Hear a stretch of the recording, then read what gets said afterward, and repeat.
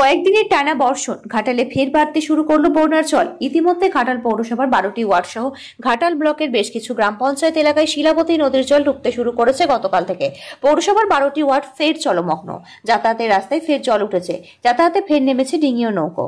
উল্লেখ্য, চলতি মরশুমে 5বার বন্যার জলে প্লাবিত হয়েছিল ঘাটাল। শেষবারের বন্যায় প্রায় 2 মাস জলবন্দী অবস্থা ছিল ঘাটাল পৌর গ্রাম পঞ্চায়েত এলাকায়। তার রেস কাটতে না কাটতেই ফের ষষ্ঠবারের জন্য নতুন করে আবার প্লাবনের মুখে ঘাটাল। সামনে পুজো, হাতে সময় কম। এই সময় যখন ঘাটাল পঞ্চমবারের বন্যার ক্ষত সারিয়ে স্বাভাবিক ছন্দে ফেরার মুখেই এই কদিন এক নাগাড়ে ভারী বৃষ্টি আর নদী জলস্তর বেড়ে ফের বন্যার কবলে ঘাটাল। পুজোর মুখে চিন্তায় ব্যবসায়ী থেকে পুজো উদ্যোক্তা সহ ঘাটালবাসী। কেনাকাটা থেকে পুজোর আয়োজনে বড়সড় সমস্যায় পড়বে ফের প্রাকৃতিক বিপর্যয় ও নদীর জলস্তর বৃদ্ধিতে বন্যার জেরে ফুলে ফেঁপে উঠেছে চন্দ্রকোনা, শিলাবতী ও কেঠিয়া নদীর জলস্তর প্রাথমিক বিপদসীমা ছাড়িয়ে বিপদসীমা ছুঁই ছুঁই। অপরদিকে ঘাটালের ছবি নদীর জলস্তরও কানায় কানায়। ফলে চন্দ্রকোনায় নদীগুলির জল নামাচ্ছে ঘাটালেও শিলাবতীর জল পাল্লা দিয়ে বাড়ছে। আর এতে আবারও উদ্বেগে ঘাটাল। কবে মিলবেই লাগাতার জল যন্ত্রণা থেকে মুক্তি, প্রশ্ন ঘাটালবাসী।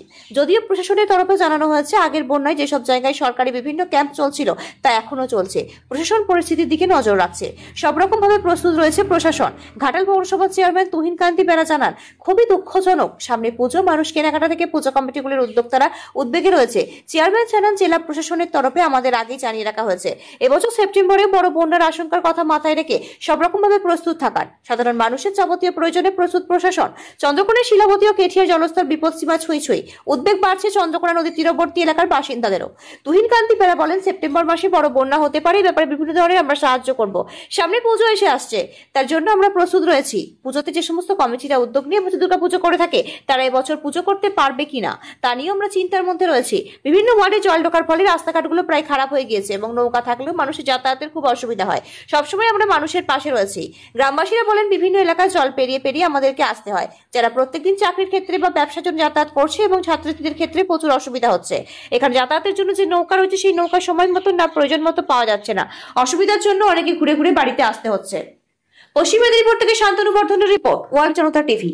জল পেরি পেরি একদম করে জল পেরি পেরি যাচ্ছি, নাহলে এক কোমর হয়ে যাচ্ছে জল আমাদের। আর এই রাস্তায় আমাদের চলাই যাচ্ছে না একবারে। ঘরে ওই জন্য বস্তি হয়ে বসে থাকতে হচ্ছে। যারা একটু অতটু নৌকায় পারে তারা একটু এবার বাজার যায়। জল বাড়ছে। হ্যাঁ, জল তো বেড়েই যাচ্ছে।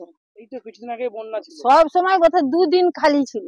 এইটা আষাঢ় মাস থেকে 2 দিন খালি ছিল, তারপরে জল হয়েই রয়েছে। এইটা কোনোদিনই জল মারেনি। আরো বৃষ্টিপাত হবে তাহলে আরো বাড়বে।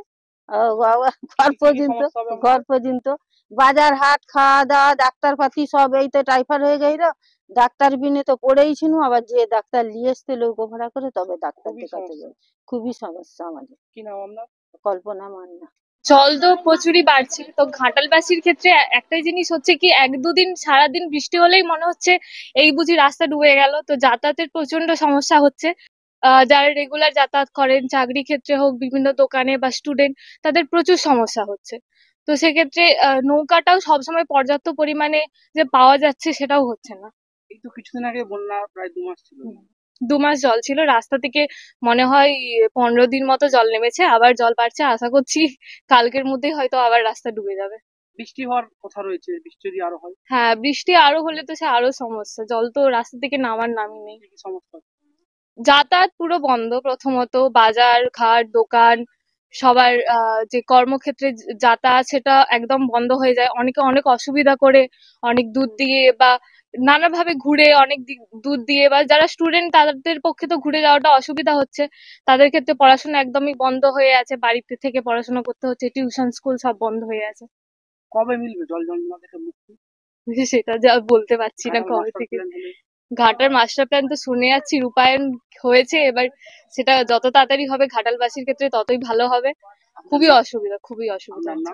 আমার নাম তিথি সামন্ত। প্রশাসন বিশেষ করে ডিএম সাহেব এবং এসপি সাহেব, এসডিও সাহেবের চেম্বারে বসে বলে গেছেন যে আপনারা কিন্তু প্রস্তুত থাকুন, সেপ্টেম্বর মাসে আরো বড় বন্যা হতে পারে। স্বাভাবিক কারণেই জেলা প্রশাসন যেভাবে আমাদেরকে সাবধান সতর্ক করেছেন, আমরা খুবই তৎপর আছি, আমরা প্রস্তুত আছি। ডিএম সাহেবের নির্দেশ আছে যে বন্যা বাড়লেই আবার মানুষ যাতে না বিপদে পড়ে, উপযুক্ত নৌকোর ব্যবস্থা করা, অসহায় মানুষদের ত্রিপল দেওয়া এবং খাবারের ব্যবস্থা করা। আমরা সমস্ত দিক থেকে প্রস্তুত। আমরা নিজেদের মধ্যে মিটিংও করেছি, আমরা আলোচনা করেছি। আমরা চেষ্টা করছি মানুষকে যেভাবে বিগত বর্ষা বন্যায় আমরা রক্ষা করেছিলাম। আমরা সেইভাবেই মানুষকে রক্ষা করব। দুর্ভাগ্যজনক সেটা হচ্ছে যে সামনে পুজো আসছে, মানুষের কেনাকাটা বা সবাই একটু চাইবে পুজোতে একটু কেনাকাটা করার, কিন্তু গ্রামীণ যে এলাকাগুলো সেখানকার মানুষ এখনো জলবন্দী, বেরোতে পারছে না। আর পুজো কমিটিগুলো যেগুলো দুর্গাপুজো হয়, যেখানে 7 নম্বর, 8 নম্বর, 9 নম্বর, 10 নম্বর, এই যে এলাকাগুলো খুবই কষ্টের মধ্যে আছেন ওনারা। পুজোটা করতে পারবেন কিনা এ নিয়ে আমরাও খুব দ্বিধায় আছি যে কিভাবে তারা পুজোটাকে সংগঠিত করবেন। তবে এটুকু বলতে পারি, আমরা ঘাটাল পুরসভা আমরা সদা সতর্ক, আমরা প্রস্তুত আছি। আমাদের পিছনে জেলা প্রশাসন যেভাবে সহযোগিতা করছেন, সাহায্য করছেন, আমরা মানুষের কাছে পৌঁছে দেব। আমরা প্রস্তুত আছি, এটুকু বলতে পারি। আপনি বলতে পারেন 1 থেকে 12 আবার নতুন করে জল ঢোকা আরম্ভ হয়েছে। ছোট ছোট শাখা রাস্তাগুলো ডুবে গেছে। নেতাজি রোডটা এখনো জেগে আছে। নেতাজি রোডটাই আমাদের ভরসা, কিন্তু নেতাজি রোডটা যখন অচল হয়ে যায় তখন মানুষ এক প্রকার বিপদে পড়ে যান। তো যাই হোক, কচুরিপানা একটা সমস্যা, আপনারা জানেন যে নৌকো থাকলেও, মানুষের ডোঙা থাকলেও, নিজের বা সরকারি যাই হোক না কেন, কচুরিপানা সেখানে একটা বাধার সৃষ্টি করে। এটা নিয়ে আমরাও খুব উদ্বিগ্ন, আমরাও রাজ্য স্তরে জানিয়েছি। দেখি কতটা কি করা যায়, কিন্তু আমরা সর্বতোভাবে দিবারাত্রি মানুষের জন্য আমাদের পরিষেবা চালু থাকে।